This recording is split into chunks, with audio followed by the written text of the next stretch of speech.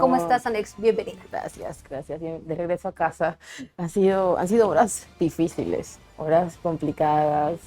Yo todavía estoy como que Porque acaban de llegar, de nosotros hemos regresar llegado en la también. madrugada, estoy como que asimilando todo. He tratado de descansar. No sé si esto sea bueno o sea malo, pero estoy como que intentando descansar y de momento me despierto como que alterada porque sueño que estoy ahí y son escenas muy difíciles, son edificios derrumbados, es toda una zona donde no ha quedado absolutamente nada. Justo estaba antes de venir al programa, estaba revisando en otro celular que tenía, porque yo estaba en La Guaira a principios de año, en enero estaba en La Guaira, a finales de enero, y estaba buscando justo que tenía fotos. Cuando estaba en Maiquetía, cuando había llegado, ese vuelo que tú tomas, por ejemplo, yo tomé un vuelo que va de Anzoátegui, que es de mi estado, hasta Caracas, y se ve toda esa costa bonita, toda esa costa hermosa, y ahora esa costa ya solo se ven edificios. De hecho, cuando nosotros íbamos en el avión, ya se empezaban a ver los edificios que ya estaban derrumbados, y no era un edificio, era uno al lado del otro. Y recién han estado saliendo a la luz videos, que entiendo por el tema de que no hay luz, no hay señal, no hay Claro. nada, de edificios que en 5 o 6 segundos se desplomaron. Hubo gente que no le dio tiempo de absolutamente nada. Y recordemos que ese día también era feriado, era 24 de junio, era el día de la batalla de Carabobo y mucha gente estaba en su casa. Claro. Mucha gente estaba en su casa. Entiendo que por esa parte la cifra de fallecidos sigue aumentando. Ayer en la tarde eh, han rescatado personas de un edificio donde nosotros hemos estado en la zona de San Bernardino, en Caracas. Y como lo he mencionado varias veces, lo que más me ha impactado, si bien es cierto la destrucción estatal, fío, y tratamos de luchar entre ser periodista y ser persona, ¿no? Son esas mezclas de emociones difíciles y, y lo que a mí más, creo que me voy a quedar con eso, era ese olor tan complicado, ese olor que no te dejaba caminar, ese olor que te tumbaba, que te dejaba así como hacia un lado, que era la muerte, que la tenías ahí al lado tuyo. Eran esos momentos, por ejemplo, viví varias réplicas, una de ellas en Caracas, y era como que un golpe y la gente corría por el miedo. Y Para el justo, recuerdo. sí, justo es que a ver, estoy como que tratando de asimilar tantas cosas porque todo ha sido tan rápido. Y, por ejemplo, recuerdo que hubo una réplica que fue, yo estaba en Caracas, en San Bernardino, y hubo una réplica y la gente salió corriendo. Y nosotros nos estábamos desplazando en moto. Y el chico de la moto nos estaba ayudando con la cámara para poder llegar de un lado al otro. Ahí nos las ingeniamos para tener la imagen, como quien dice. Y él me dice, Ana, así que él tenía el trípode así, y me dice, Ana, acaba de ver una réplica. Yo, sí, la sentí, pero no quise caer en caos. ¿Qué hacemos? Nada, corremos. Y toda la gente empezó a correr en ese instante y todos empezamos a correr y se sentía porque era como que estabas en el medio y cualquiera de los edificios que estaba al lado te podía caer encima. O que podía ser de repente los pocos que quedaban de pie, entre comillas, ¿no? Pero ya claramente afectados. También está con nosotros Ayatollah Núñez, que también estuvo contigo en esta travesía de volver. Y de repente, Ayatollah, ¿cómo estás? Ya nos escuchas. Alex nos contaba un poco el primer momento en el que llegan, incluso desde el aire, que ya veían un cambio significativo en esta zona, pero ¿cómo lo viviste tú? ¿Cuál fue tu impresión en ese primer momento? Bueno, yo no salgo del shock que me representó volver al país después de 8 años. Yo ya estaba pensando que más nunca iba a volver y de primera mano agradecer a Latina Noticias por considerarnos a nosotros para esta cobertura que fue cuesta arriba y con la cantidad de limitaciones propias de el país a donde llegamos. Toda la intención del mundo, pero las limitaciones muchísimas y son ya costumbres para los venezolanos que viven en Venezuela y para los que llegan fue todo un trabajo difícil de hacer. La tragedia se veía desde el momento que íbamos ya aterrizando en el avión. Tuve la oportunidad de ir en la ventana en este vuelo solidario, en este vuelo humanitario y venía al lado con rescatistas de la Cruz Roja de Colombia y justamente veníamos viendo. Me impactó muchísimo un edificio que ya estaba, el edificio estaba completo, pero ya estaba totalmente inclinado. ese edificio representaba un riesgo, me contaban los rescatistas de la Cruz Roja y decía, eso hay que implosionarlo porque es una bomba de tiempo. Ese edificio, su permanencia allí es definitivamente un peligro y si no se hace a tiempo, pues vamos a tener una tragedia dentro de otra tragedia, porque Venezuela es una tragedia tras otra, los servicios públicos están colapsados y todo lo que se veía viendo ya se veía desde el aire. Yo le explicaba a los rescatistas que todavía en el estado La Guaira, antes Vargas, se podía ver los embates de la otra tragedia, porque hay que seguir recordando que el estado de La Guaira no se ha recuperado de aquella tragedia de 1999, cuando un huaico sepultó buena parte de La Guaira, y hoy quienes son víctimas de este terremoto son sobrevivientes de aquella vaguada, aquella inundación, aquellos escombros que cayeron desde la montaña tras unas intensas lluvias y que hoy lloran por partida doble porque nuevamente están perdiendo a familiares, están perdiendo viviendas que les costó tanto reconstruir, así que definitivamente Venezuela es una tragedia continuada y esperemos que todas estas experiencias nos sirvan para crecer como país.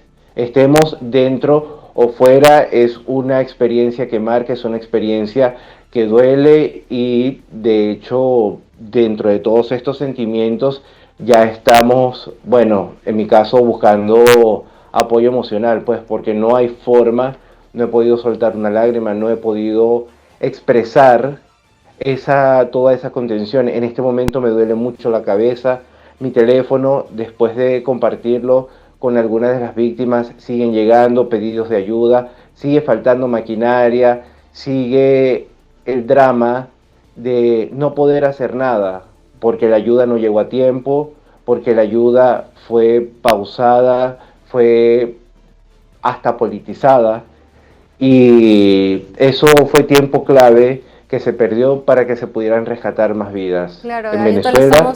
Y es la única... estamos una semana después de la tragedia, pero claramente los efectos, las consecuencias los vamos a ver por mucho tiempo más, Alex. En tu caso, quizá tú has podido ver a familiares allá, tú tenías familiares en esta zona, has podido conversar, porque incluso en algún momento se hablaba de uno de tus tíos, ¿no es cierto? Sí, mi tío vivía, todavía no tengo información, no sabemos, mi hermana me había mencionado que se habían comunicado, habían dicho que estaba bien, pero hasta ahí ya no sabemos nada. Nosotros llegamos a la zona de Caraballeda, que era donde vivía mi tío, o donde hacía vida, o no sé en qué tiempo mencionarlo, pero toda esa zona estaba devastada. De esa zona creo que no quedó en pie ningún edificio, nada, o sea, era una desolación total, era esa tristeza que se sentía en el ambiente, no sé, como que la gente lloraba, tú hablabas con cualquier persona y te iban a llorar, y yo terminaba llorando con todo el mundo ahí, trataba de mantenerme firme, pero sí, justo en esa zona también eso me impactó mucho porque, por ejemplo, mi hermana me diga, es esta casa, y llega aquí y yo digo, bueno, voy a llegar y cuando llegas no hay nada. No hay cómo orientarte. No hay nada, tampoco, no hay nada, o sea, toda esa parte de Caraballeda ya no existe y es una zona turística, ¿no? Porque La Guaira es un estado, o bueno, como le cambiaron el nombre, yo voy más a la vieja escuela porque es el estado Vargas, así como me dijeron en la escuela, pero están los edificios acá y al frente está la playa, así que la gente bajaba caminando a la playa, era una zona muy turística, 3, 4 pasos. Por eso entiendo también que crece el número de víctimas, porque al ser feriado la gente estaba en la playa, estaba disfrutando, pero de esa zona de Caraballeda no quedó absolutamente nada. ¿Todavía no tienes noticias? Todavía no tengo noticias. Hasta el momento no sabemos nada.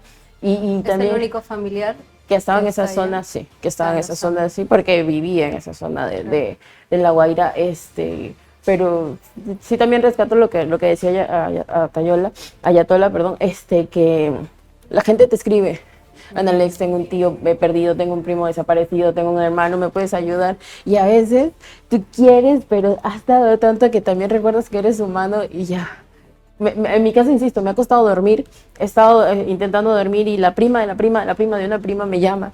Oye, tengo un tío que no aparece, tengo un primo que no aparece. Y entonces lo único que pude hacer es un video en TikTok y publicarlo. derivarlo. Porque ya no puedo hacer más nada. O sea, son tantos que no se dan abasto, los rescatistas tampoco se dan abasto, la gente que llega no se da abasto. Muchas personas a veces han querido ayudar y no se ha podido. Porque Es que igual o sea, son rescates que deben ser controlados y medidos, ¿no? Porque quizá se encuentra alguna persona en la superficie, pero al fondo de todos los gente. escombros puede haber alguien más, entonces Claro. tampoco no pueden intervenir de forma voluntaria, ¿no? Es complicado, entiendo que hay que tener una preparación y mi claro. respeto y mi admiración, pero la gente, las historias, cuando ves que hay personas saliendo de los escombros, que los celebran como que fuera algo, que eso Una también victoria, parte, claro. realmente. Y los videos, justo veía un video de una bebé de ¿cuántos meses habrá tenido? 6, 7 meses, que sale gateando de los escombros. Escuchó a la mamá o al papá y salía gateando. Una pareja que el mismo esposo decía, oye, yo te voy a sacar, no sé cómo, pero yo te voy a sacar de aquí. Y ese video se hizo viral y estuvo en todos, y está en todos lados, que rescatando gente. Y nosotros conocíamos las historias. Por ejemplo, en esa parte nosotros fuimos a Los Corales. Había un señor que me decía, yo estuve en la tragedia de Vargas del 99 y hoy estoy aquí tratando de ver si logro rescatar el cuerpo de mi hermana. Ay, Dios mío. O estoy aquí tratando de rescatar el cuerpo de un primo, de un tío. Un señor me dijo, acá están mis 2 sobrinos y mi hermana. Claro. Y la gente ahí afuera esperando A ver que qué muevan la se maquinaria. Son escenas totalmente desgarradoras. En el caso tuyo, Ayatola, nos mencionabas que hace 8 años no regresabas a Venezuela. ¿Tú tenías familiares o amigos en esta zona o de repente algún pariente ya en general en Venezuela que hayas podido contactar, que hayas podido ver en estos días?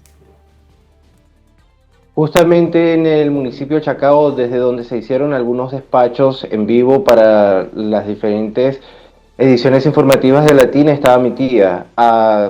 En la cuadra de mi tía, en la urbanización Los Palos Grandes, en la primera transversal, estamos hablando del este de Caracas, en esa cuadra se cayó un edificio y de hecho todo ese perímetro estaba cercado y no había forma de pasar, pues y hay que decirlo, el tratamiento que hubo en Caracas fue muy diferente al de La Guaira.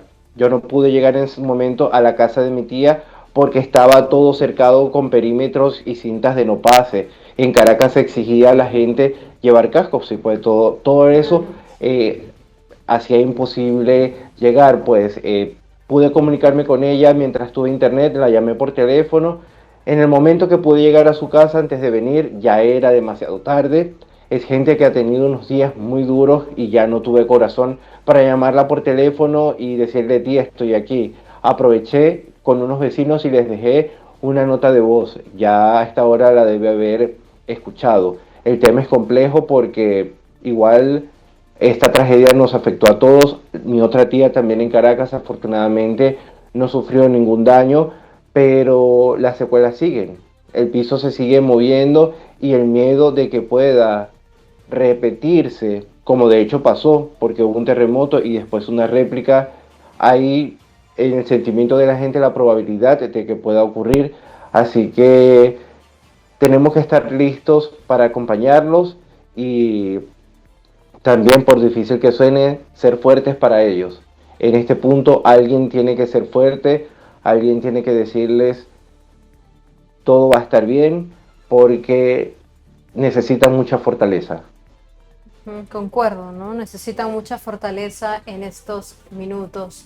A ver, tenemos unas imágenes, Ayatola, en la pantalla que estamos observando, una casa al interior. Las has registrado, me comentan, tú vemos ahí un cuarto, una cama, una ventana. ¿De qué se trata este lugar? De repente nos puedes comentar un poco más de estas imágenes. Sí, justamente en este punto hay que decirlo con letras mayúsculas. Una tragedia no define ni distingue de nacionalidades. En Venezuela hay víctimas de todas las nacionalidades. Antes de venir reportando o haciendo la pauta de la madrugada, que es lo que venía desempeñando, ya yo me llevé de acá cifras de italianos, de españoles y de portugueses fallecidos.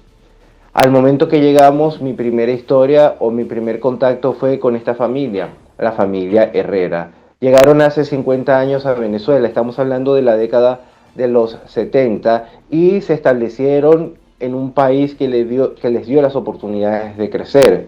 Justamente en esas oportunidades llegaron al centro de Caracas. Estamos ahí, esas imágenes son a 5 cuadras del famoso Palacio de Miraflores, donde funciona la sede de gobierno, la Asamblea Nacional, funciona el Congreso, funciona lo que aquí sería el equivalente a la OMPE o el Jurado Nacional de Elecciones. Allí cerca es ese lugar. Esa familia, la familia Herrera, que gentilmente le abrió las puertas de su casa a Latina, nos contaba que la mitad de su apartamento quedó sin paredes. Estábamos en un 5.º piso. Ese edificio aún no ha recibido la inspección técnica, por tanto está deshabitado.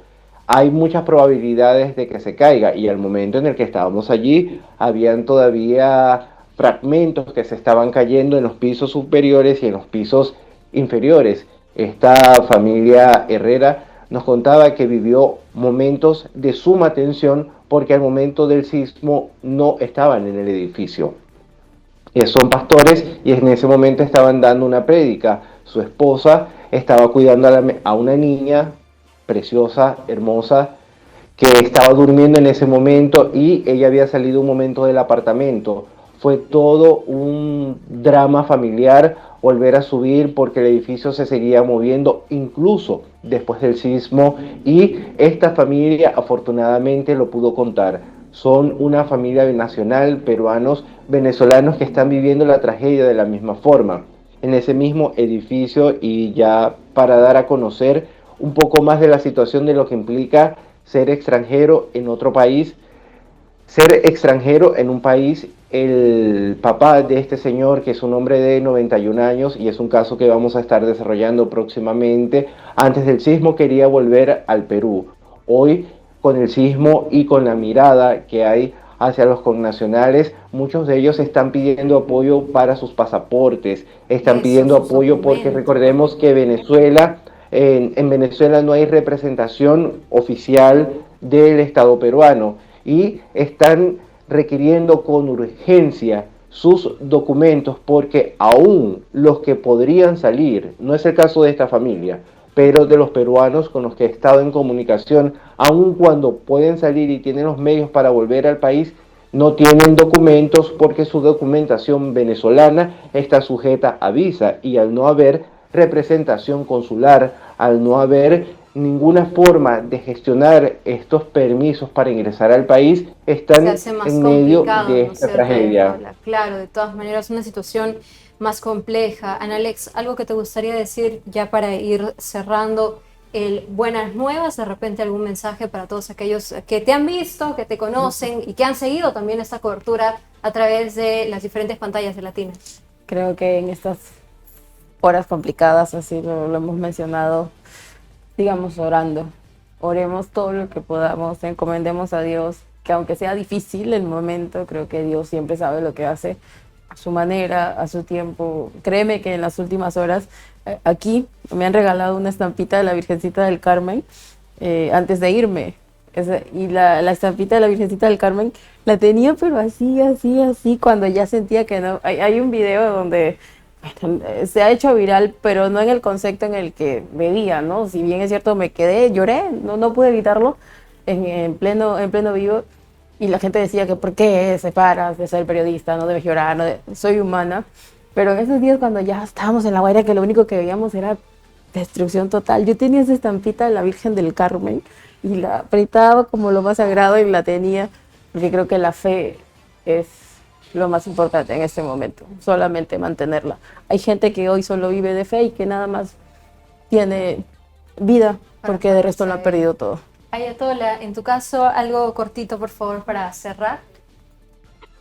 No dejen de hablar de Venezuela, no dejen de visibilizar la tragedia, no dejen de visibilizar el drama que está viviendo las familias. Hay que fiscalizar que la ayuda humanitaria llegue a quienes lo necesitan, hay que evitar que se politice este tema, y por sobre todas las cosas, no olvidar a las personas que están. No ha llegado la ayuda humanitaria a muchos puntos.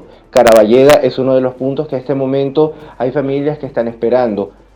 Todo lo que ocurra a partir de ahora va a ser un milagro. Así que urge, y un tema muy importante, el dinero. Venezuela está recibiendo cooperación internacional. Hay que fiscalizar ese dinero. El gobierno o quienes manejan el gobierno de Venezuela no deben utilizar ese dinero para rédito propio y sacar algún beneficio político. Hay que hacer hincapié en eso. Analex y Gracias. yo, dentro de Latina, estamos comprometidos con no dejar morir el tema, pero en los otros medios no hay esa posibilidad. Así que mis últimas palabras para compartir es que no dejen morir el tema de Venezuela. La tragedia, esta es una tragedia que apenas comienza y que se suma a todas las que ya está viviendo el país, porque el país ya estaba colapsado al momento de esta tragedia. Gracias, gracias Ayatollah Núñez, Analex Rivera, y que también sea un mensaje para nosotros como peruanos, ¿no? A mirar, a fiscalizar también lo que podría suceder con las edificaciones en nuestro país y a ser más conscientes también de que vivimos claramente en un territorio altamente sísmico, que hemos visto estos escenarios retratarse en Ica, en Pisco, en el sur de nuestro país, y que de una inmensidad como la que ha vivido Venezuela con 2 terremotos, hay que preguntarnos cómo quedaría nuestro país de suceder esto. ¿Estamos o no estamos preparados? Esa duda debe quedarse y por supuesto también trasladarse hacia el próximo gobierno.